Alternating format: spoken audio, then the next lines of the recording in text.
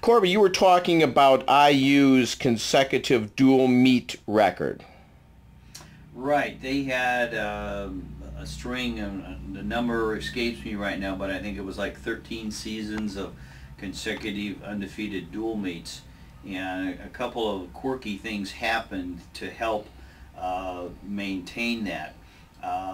During the 1968 season, there was a dual meet with Cincinnati. Now, Cincinnati certainly was not a world power of swimming, but we started out in Indiana University vehicles west, headed towards Nashville, and there had been a wreck, so the road was closed, so we had to take some back roads, and we were coming down a hill, and one of the cars, it was snowing out, there was ice, and one of the cars had gotten in an accident in the middle of a bridge, a small bridge over a creek. And as you came down this hill, you couldn't stop. And there were three of us that plowed into each other. I remember one of the breaststrokers, Corky Gilmore, standing off to the side as the vehicle I was in came sliding down the hill, pointing at us, laughing and waving, because he knew exactly what was going to happen. It already happened to him. I mean, you're talking about maybe 5 miles an hour at impact. But that kept all those swimmers from getting to Cincinnati. And there was one diver, a kid by the name of Jeff Muir, who decided he was going to go to that swim meet.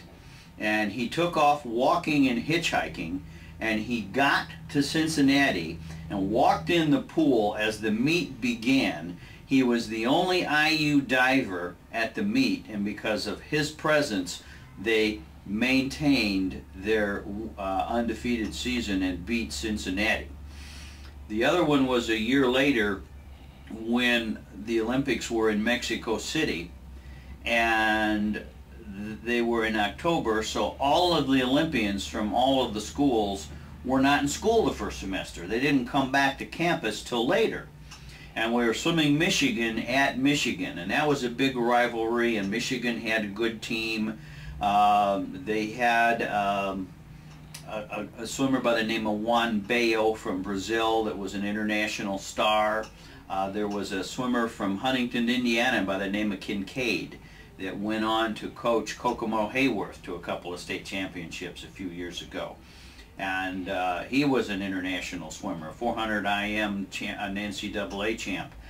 And they were shaved and tapered. They had all their Olympians there. It was their goal to break Indiana's undefeated season. There was an Olympic swimmer from Canada by the name of Ron Jacks that showed up at the pool, and also a diver by the name of Jim Henry, who was totally unexpected to be there. Jim had won the gold medal in the 3-meter springboard competition in Mexico City, and he hadn't been on the board in like a month, and he walks in as diving is ready to begin, got no warm-up, got up on the board and failed his first dive. He fell off.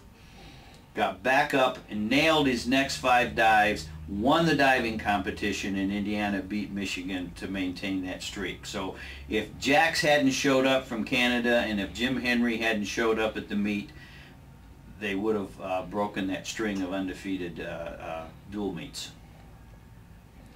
So obviously they worked towards a group effort, almost a family effort. So on campus,